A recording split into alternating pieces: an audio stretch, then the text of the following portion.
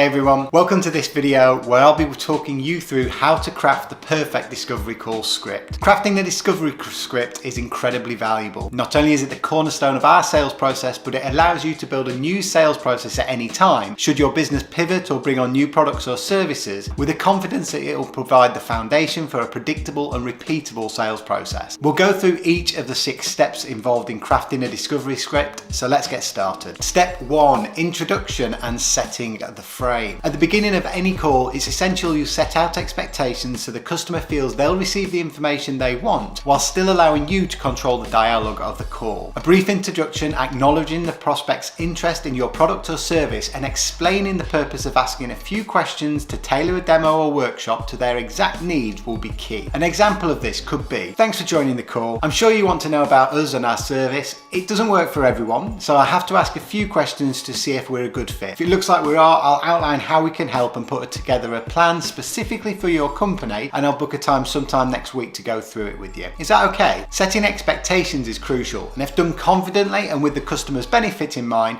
pushback is unlikely unless they're very pressed for time. This leads us to step 2, diving into the wedge. The first set of questions asked during the call should be quick and easy to answer, known as status questions.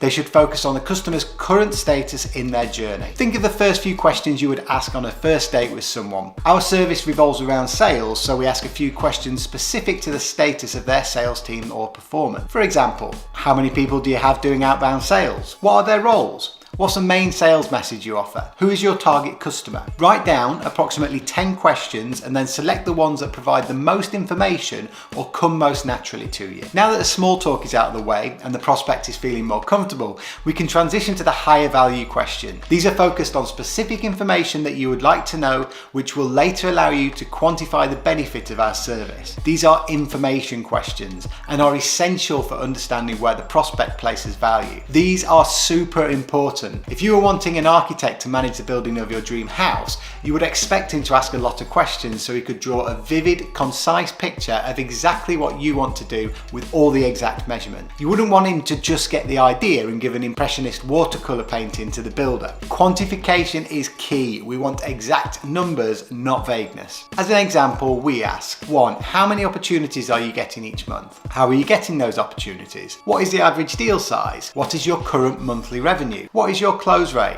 If you are selling a social media platform, then the information questions could be, how often are you running ads? How much are you paying influencers? Or how many pieces of content do you get for X, Y, and Z? Step 3 is to write out all your possible information questions. Think of every bit of information you could get about your prospect which would help you get the sale, and write the question down. Write them all down, there should be loads. These all provide information that we can use later on when we talk to the client about how it makes sense to proceed with our product or service.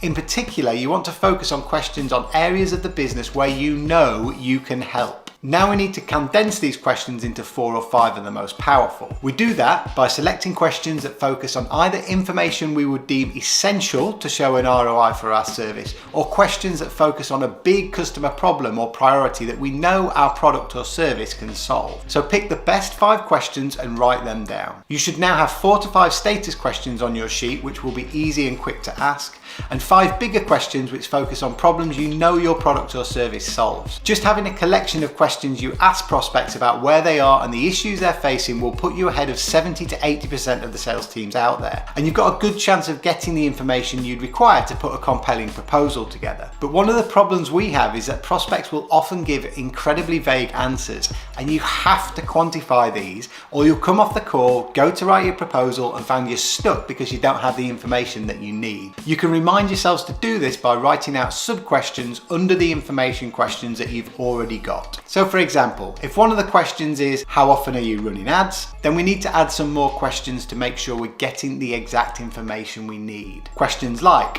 what platform are you running those ads on? What are you spending on them each month? And how do you measure ROI? Another example could be, how many opportunities are you getting each month? In which case we just don't want the number of opportunities, we need to ask follow-ups like, where are they coming from? Are they outbound or inbound opportunities? What's the split between inbound and outbound? And what does the top salesperson bring in compared to the bottom? Being able to quantify our understanding and the impact to the customer is invaluable as we come further on in the sales process. If you read back through your script, you should now feel that there is a natural flow to the conversation and that it focuses on areas where you know your product or service can really benefit the customer. If it doesn't, then go back and change out some of the questions until you feel happy with the flow of the conversation. At this point in the call, we're getting some valuable information. Now it's time to move on to creating the gap. Step 4 is creating the gap. This is the juicy bit, finding out exactly where the customer wants to get to and what their priorities or challenges are over the next 12 months. Once we know where the customer wants to get to in terms of both their immediate business area and wider priorities,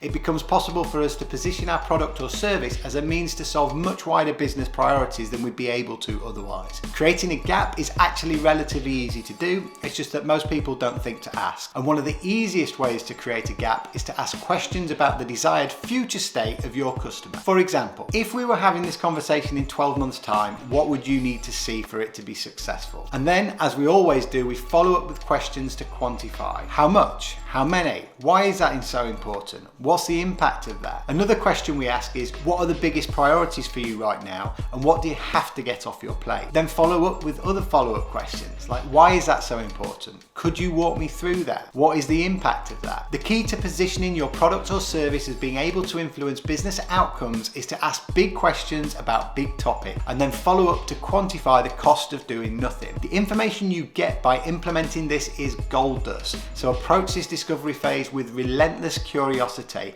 and intrigue if you want the best result. This brings us to the final stage of the call. Once you've established a gap and know where the prospect wants to get to, it's essential you check the 3 biggest obstacles to any sales cycle: lack of urgency, lack of intent, or alternatives to your service. Don't shy away from asking about your competitors or alternatives. Embrace it, and if you see an elephant in the room, you better point to it. We need 4 to 5 questions we can use to weed out these deal killers. So examples you can use. Why have you decided to do this now? Which is checking the urgency. Why do you need to do this? Problem X doesn't seem like such a big of a deal. Checking the intent. How committed are you on 1 to 10 of getting this sorted? Again, checking the intent. If you hadn't jumped on a call with us, what would you be looking to do? You're checking alternatives. What solutions have you tried already? Also possible alternatives. And lastly, what about competitor? They seem like they could be a good fit, and then you point to an obvious competitor. Now this sounds counterintuitive, but if you're a Coca-Cola rep trying to secure a massive deal, would it not feel strange if a prospect didn't say they were looking at Pepsi? Knowledge is power, and by opening up the floor to talk openly about your competitors,